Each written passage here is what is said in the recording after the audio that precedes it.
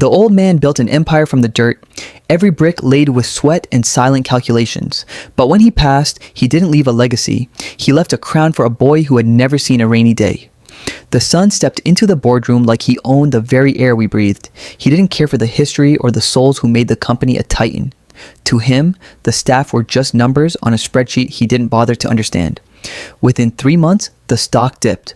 Within 6, the culture bled out. He traded decades of loyalty for a moment of ego, and the walls of the empire began to crack.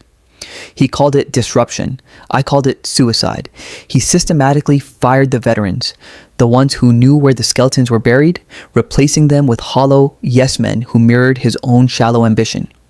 He thought he was playing a high-stakes game of 4D chess, but he was just a child burning ants with a magnifying glass. He looked me in the eye and told me my 20 years of dedication were stagnant weight.